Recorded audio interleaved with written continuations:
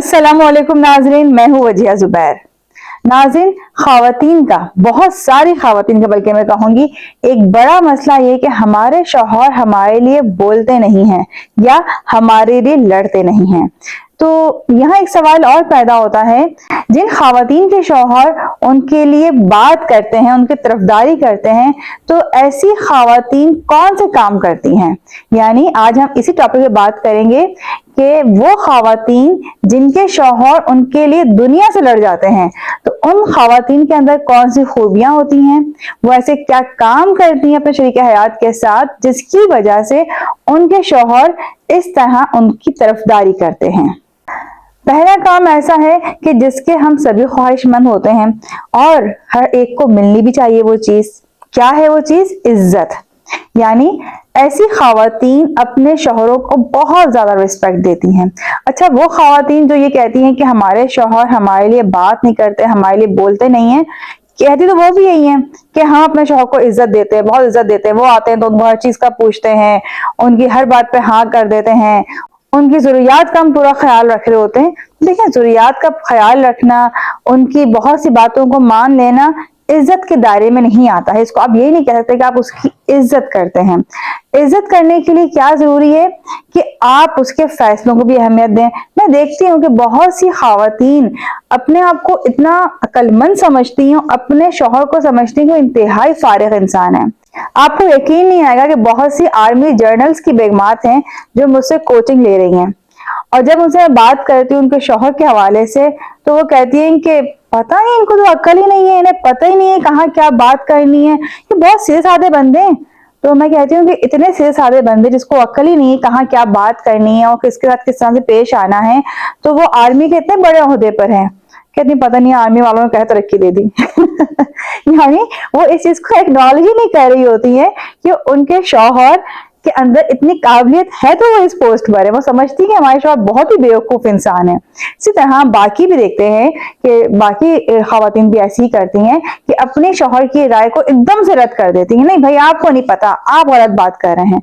अब जब ख़वातीन इस तरह से बात करती हैं, या बाज़ ख़वातीन अगर ये अपने मुंह से ऐसा नहीं कहती तो अपना रिएक्शन ऐसा देती हैं कि शौहर को लगता है कि हाँ भाई मेरी बात बिल्कुल फजूल सी है, तो वो इंसल्ट फील करता है।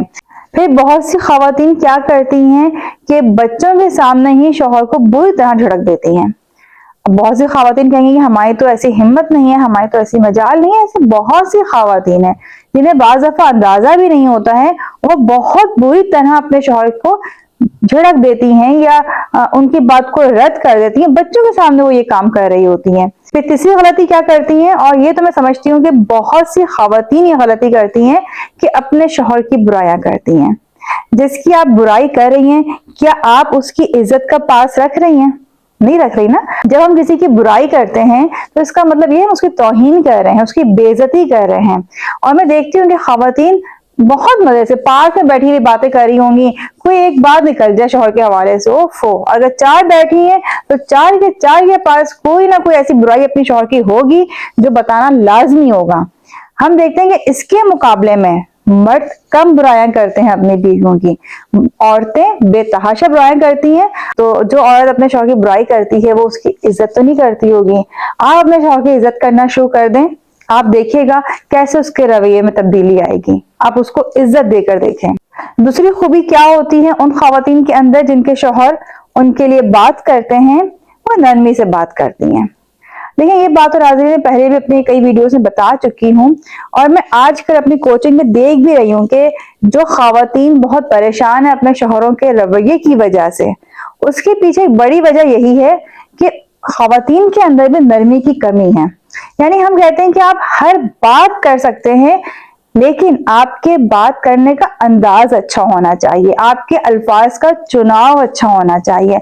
मेरे पास बहुत सारी ख़वातीन ऐसी हैं जो बहुत एजुकेटेड हैं, बहुत बड़े बड़े रैंक्स पर हैं वो, लेकिन जब उनसे बात होती है और बताती हैं कि शौहर गुस्से में आ जाते हैं और शौहर हमें ये बोलना शुरू कर देते हैं, अच्छा शौहर तो गुस्से में आ गए, उस वक्त आपका रिएक्शन क्या होता है? हमारा भी बहुत खतरनाक रिएक्शन होता है। बाज़ दफा तो मैं बहुत गलत जुमले बोल जाती हूँ, या बच्चों के साथ बहुत गलत जुमले बोल जाती हैं। तो फिर ऐसे में क्या होता है? ऐसे में आप सही होते हुए भी गलत समझी जाती हैं, यानी आपका शौहर आपको वक्त नहीं दे रहा है।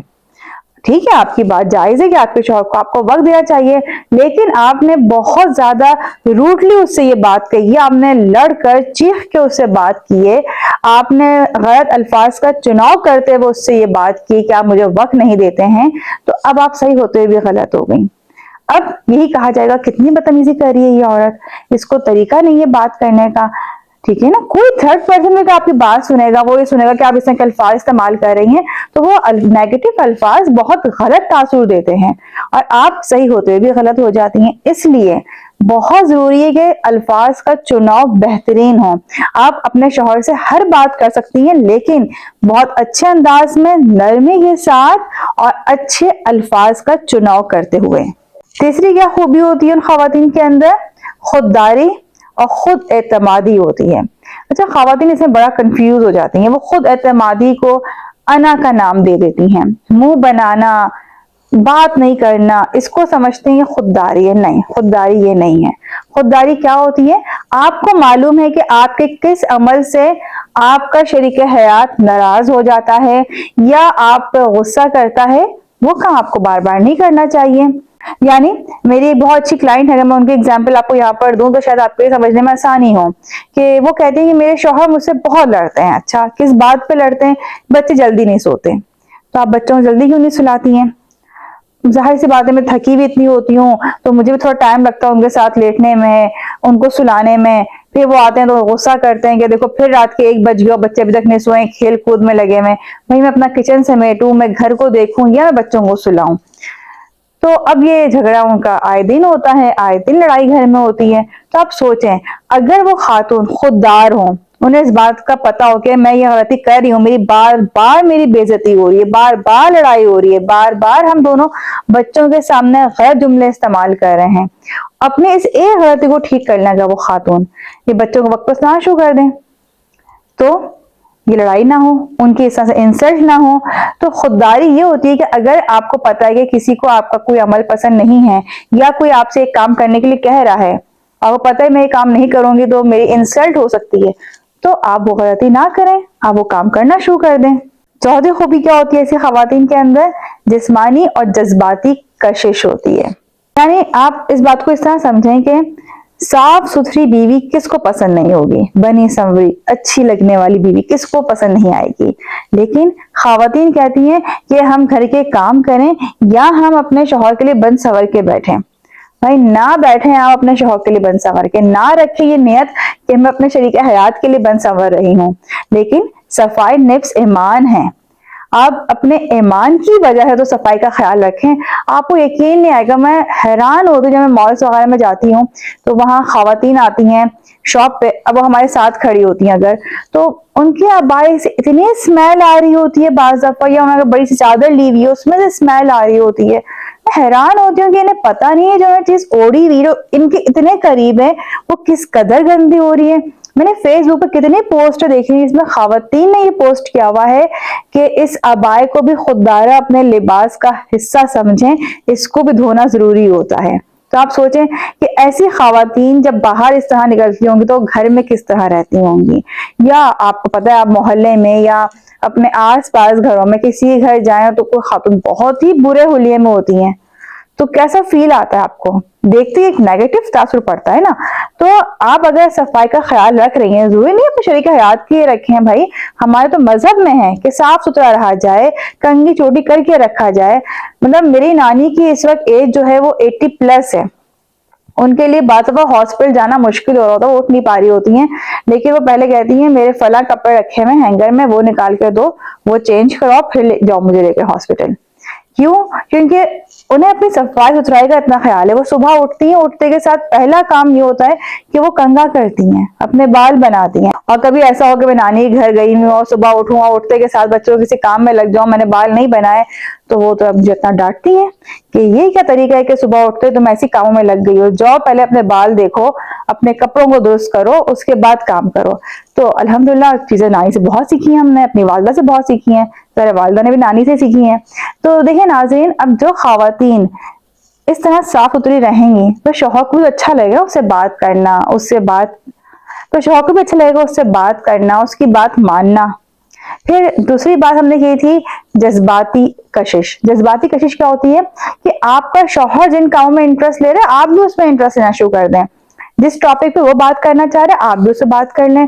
अब खवातीन कहती हैं कि भाई ये तो अपनी ऑफिस की बात कर रहे होते हैं, या ये तो सियासत की बात करते हैं, ये क्रिकेट की बात या कोई भी स्पोर्ट्स उसकी बात करते हैं, हम क्या इंटरेस्ट लें इसमें। ठीक है, अगर आपके शरीका हयात का इंटरेस्ट है ना तो थोड़ा बहुत तो इंटरेस्ट आपको भी लेना पड़ेगा। जैसे नाज़रीन, मेरा कोई ताल्लुक नहीं था मोटिवेशनल चीजों से या जो किताबें होती हैं। ज़ाहिर इंटर के बाद शादी हुई थी तो इंटर तक तो अपनी पढ़ाई चल रही थी हमारी।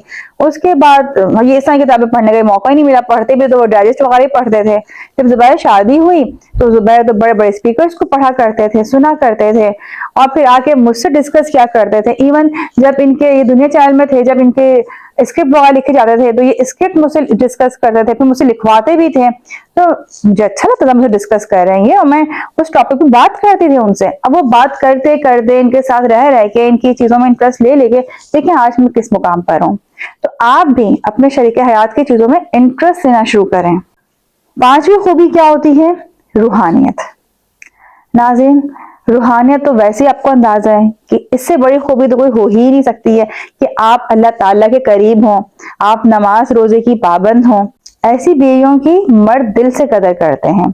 हाँ, लेकिन इसमें यह ख्याल रखिएगा कि बहुत सी खवातीन ऐसी होती हैं कि वो खुद अगर नमाज पढ़ रही हैं, कुरान पढ़ रही हैं और शौहर नहीं कर रहा ये अमल तो फिर वो उसकी तजलील करती हैं, बहुत नेगेटिव अंदाज से उसको मोटिवेट करती है नमाज पढ़ने के लिए।